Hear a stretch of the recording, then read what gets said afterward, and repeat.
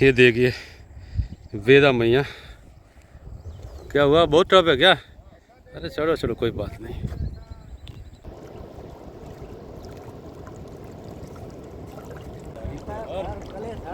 हर हर हर हर नर्मदे।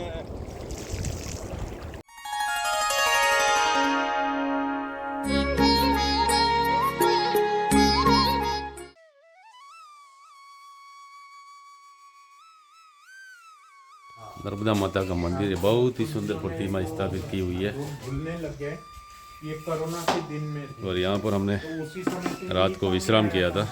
बच्चों की पढ़ाई कह लो, बुक का और पीडीएफ का एक भरे के बुक को वजन रहता है, साइकिल साथ में लेके नहीं चलते। इसको इसका तो सबसे बड़ा यही है कि जो आप सिक्का भी लोगे तो उसका भी वजन है। पीडीएफ का ये हुआ कि वजन नहीं है, आप एग्जाम भी देखो देख लेंगे। नर्मदे हर। नर्मदे हर। आज 24 तारीख है क्या? आज 24 नवंबर और सुबह के 7 बजे और अमलाता के भीलट देव मंदिर से हम आगे अब रवाना हो रहे हैं, आगे बढ़ रहे हैं, रवाना क्या हो रहे हैं। देखिए खेतों में भेड़ बकरियों वाले बाड़ा लगा हुआ भेड़ और सूर्यदेव लालिमा भरे हुए निकल रहे हैं, दर्शन दे रहे। अभी थोड़ा टाइम होने दो, निकलेंगे। और ये देखो ये डंपर चलते इस रास्ते पे मिट्टी के। फसल की क्या दशा कर रखी है।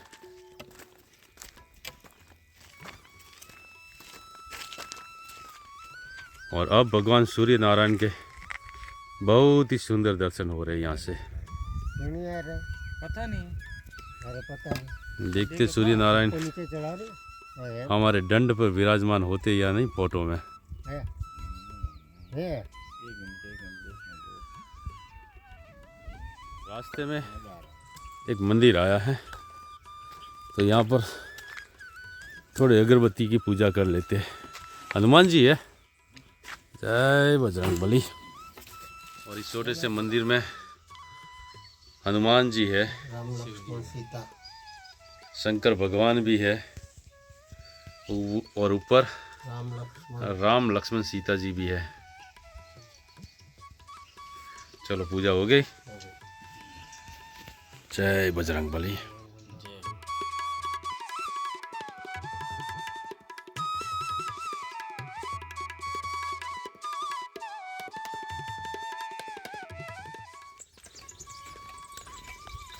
नर्मदे हर।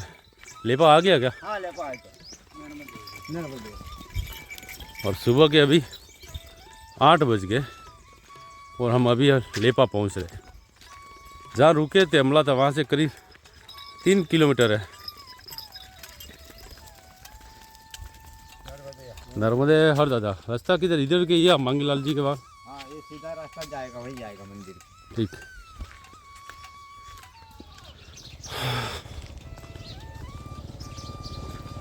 और इस क्षेत्र में ऐसी छोटी छोटी बैलगाड़ियाँ, पता नहीं इसे क्या कहते हैं, पीछे बताया था हमको, नाम याद नहीं है, वो बहुत होती है खेती के घर काम के लिए। है तो ये बैलगाड़ी मगर बहुत ही छोटा रूप है इसका। और ये है लेपा गांव का राम मंदिर, जहाँ पर हमारे मित्र मांगी लाल जी सेवा देते हैं। और यहाँ पर राम मंदिर है, भगवान श्री राम, माता जानकी और लक्ष्मण जी के साथ विविध यहाँ साधु संतों की तस्वीरें भी रखी गई हैं। इस तरफ पास वाली कुटी में कोई महाराज रुके हुए, चंद्रगिरी महाराज, निरंजनी अखाड़ा हरिद्वार से आए हुए। और इस तरफ परिक्रमा वासियों के रुकने की व्यवस्था है।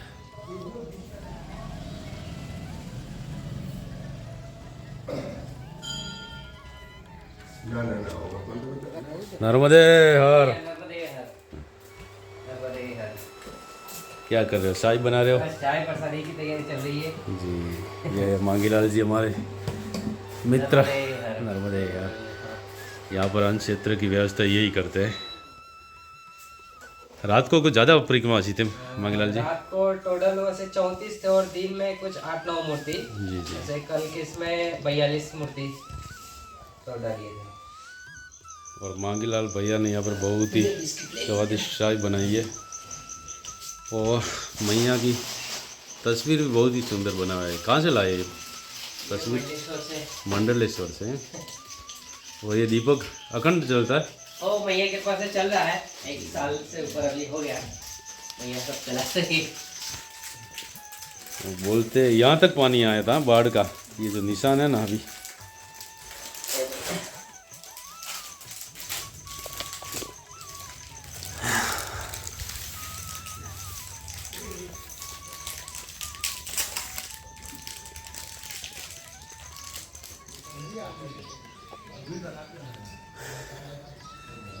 और यहाँ पर श्री विश्वेश्वर महादेव विराजित है और यहाँ पर मंडलक ऋषि ने तपस्या की थी। माँ नर्मदा भी यहाँ पर स्थापित है, बहुत ही सुंदर रूप। और ये है मांगीलाल जी जो लेपा में अन्न क्षेत्र चलाते हैं। मांगीलाल जी कब से आप अन्न क्षेत्र चलाते हैं यहाँ पर? नर्मदे। माँ नर्मदा जी की कृपा से मैया जी की सेवा में 2017 से ये जी माँ की सेवा निरंतर चल रही है जी। और आपकी उम्र क्या हुई? अभी हमारा है वैसे 30 साल। और 2017 से सेवा दे रहे हैं। 2017 से मैया बहुत की छोटी कृपा। उम्र से। 2016 में माँ की कृपा से पैदल परिक्रमा पूर्ण की जी। और उसी के बाद से मैया ने सेवा शुरू करवाई। जी।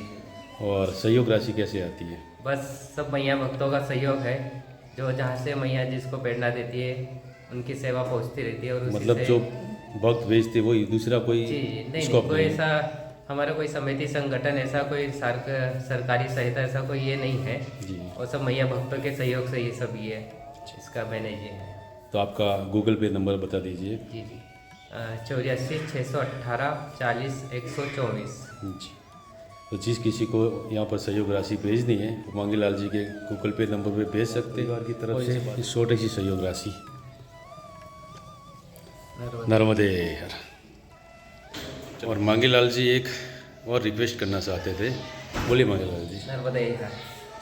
जो भक्त भी माँ की सेवा में रजय परकुमार की सेवा में रजय गद्दी की सेवा देना चाहता है वो स्वयं आके या फिर अपनी सेवा यहाँ पर दे सकते हैं, क्योंकि अभी फिलहाल उसकी विशेष ज़रूरत है। जी बिल्कुल। और बिछोने में अभी हमारे पास ये नेट ही है, चटाई वगैरह ही है जी। तो इसी के लिए सोचे फोम वाले जो रजय गद्दी आते हाँ हैं हाँ वो छोटी वाली। उसकी थोड़ी सेवा पहुँचे तो और भी अच्छा है। और कंबल भी नहीं है।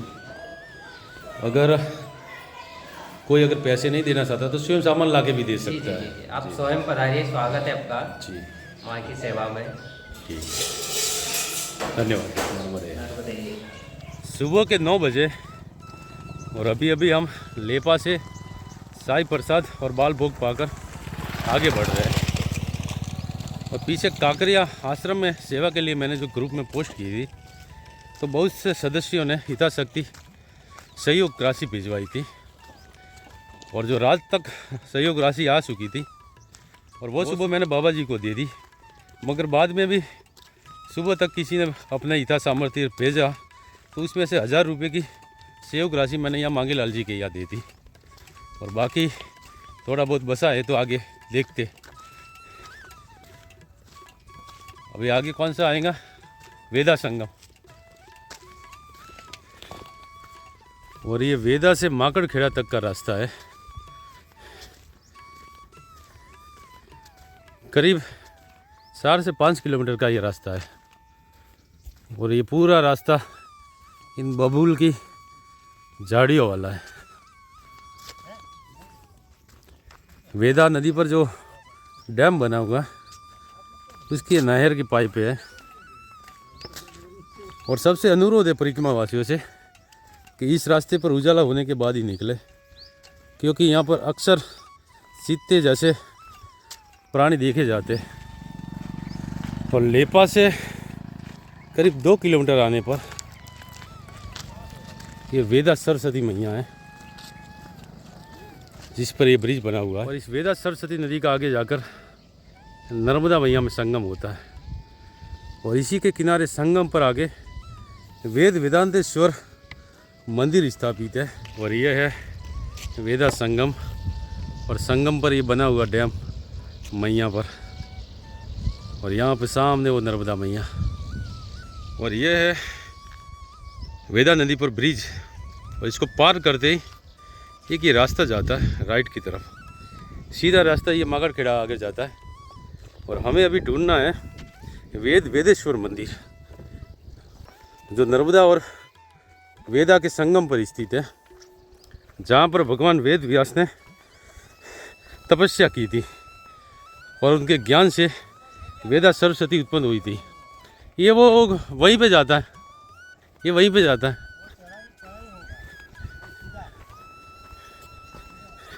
और बहुत ही पौराणिक मंदिर कहा जाता है। तो देखते, ढूंढते हुए जा रहे हैं हम वहाँ पर।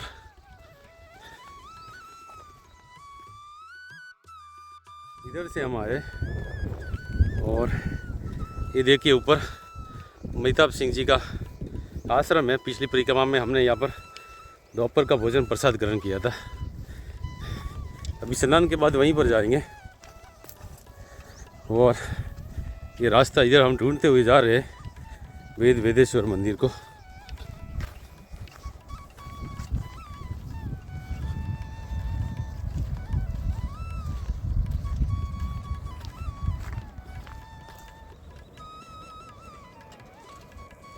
ये देखिए वेदा मैया। क्या हुआ, बहुत टफ है क्या? अरे चलो चलो कोई बात नहीं, बंद करना पड़ेगा। बंद तो नहीं करूँगा।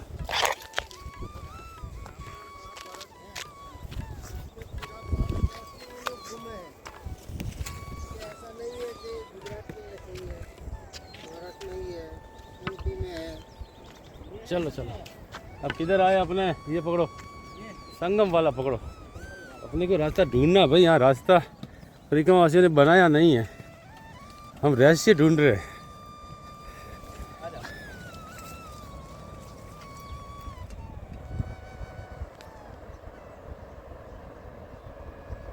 और अभी हम आ चुके वेदा संगम पर।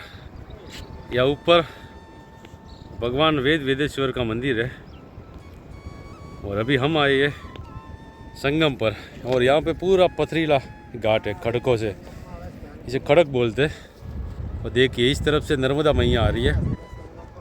इस पर ये डैम बना हुआ है, मगर अभी तक फाटक नहीं लगे। और इस तरफ से अपनी वेदा मैया आ रही है।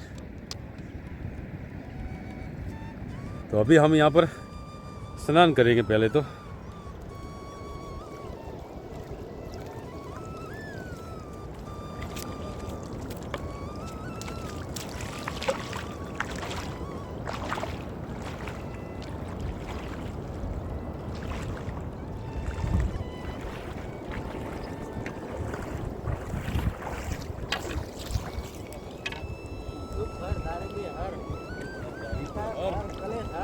हर हर हर हर नर्मदे। सबके परिक्रमा पूर्ण कर।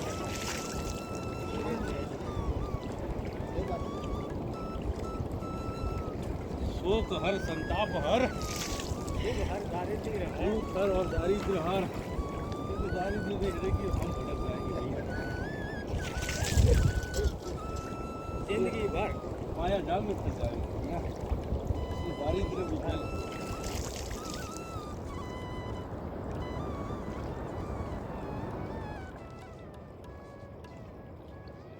अभी हमने वेदा संगम पर स्नान किया और अभी आगे वेदेश्वर मंदिर में दर्शन हेतु जा रहे हैं। और ये जो जगह है वेदा संगम, इसे मरकटी तीर्थ भी कहते हैं। ये पूरा क्षेत्र यहाँ से माकड़खेड़ा तक, माकड़खेड़ा, ये माकड़खेड़ा ही गांव है आगे संगम पर, इसे मरकटी तीर्थ कहते हैं। और इसकी भी एक बहुत ही कथा, रोचक कथा है। मरकट अर्थात माकड़, जिसे हम बंदर कहते हैं। और कहा जाता है कि पहले यहाँ पर बहुत घना जंगल था, यहाँ पर बाम्बू का। और यहाँ पर दो वानर रहते थे, एक वानर और एक वानरी। और यहाँ पर वानर वानरी खेला कूदा करते थे। और इसी खेल कूद में जो वानरी थी वो संतुलन खो बैठी और जो बांस के जंगल थे झुरमुट उसमें जाकर फंस गई और उस कारण उसका वहीं पर अंतकाल हो गया। और अपनी प्रेमिका को मरता देख वानर सह नहीं पाया और उसने इसी संगम पर मैया के अंदर आत्मविलोपन कर दिया, मतलब कि जल समाधि ले ली। बाद में समय जाते वो जो मरकटी थी वानरी, उसका शरीर पिघलता गया और सिर्फ कंकाल रह गया। और जब मैया में पानी ज़्यादा आया होगा उसका धड़ मैया के जल में हो विसर्जित हो गया और वो जो कपाल था वो वही झुरमुटों में फंसा रहता। लंबे समय के बाद वानर और वानरी दोनों का पुनर्जन्म होता है और जो वानर था वो राजा सत्यसेन के रूप में जन्म लेता है और वो वानरी सिंगार वल्लरी के रूप में जन्म लेती है और फिर से राजा सत्यसेन के साथ उनका विवाह संस्कार होता है। मगर जो सिंगार वल्लरी थी वो शारीरिक रूप से सुंदर थी, मगर उनका जो सिर था, जो मुख था, वो वानरी के जैसा था।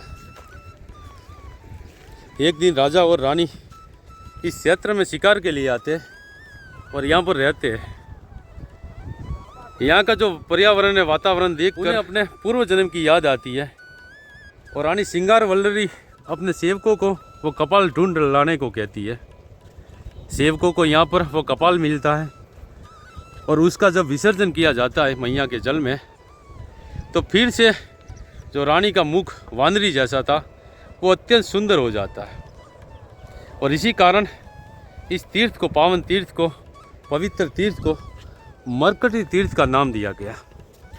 और मरकटी को माकड़ भी कहते हैं, इसीलिए इस गांव का नाम माकड़ खेड़ा पड़ा। ये थी कथा यहाँ की और मंदिर भी आ गया। चले फिर दर्शन हो तू। नर्मदे हर।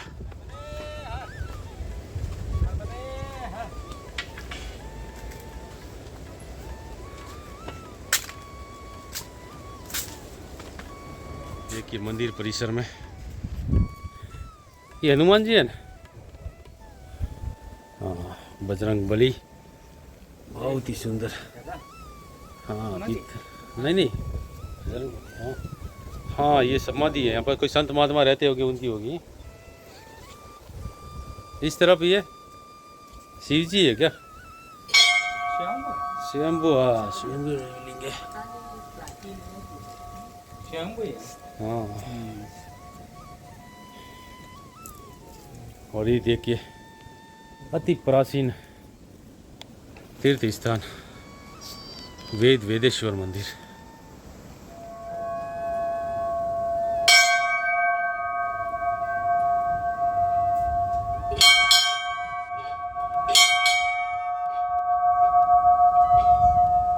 ये देखिए नंदी महाराज, बहुत ही प्राचीन। और इस मंदिर की जो बनावट है वो देखिए।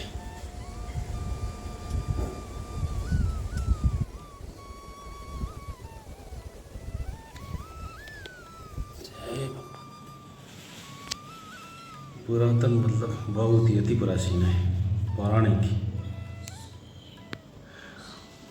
वो कार्तिकेय जी है, गोरा मैया और इस तरफ गणपति जी।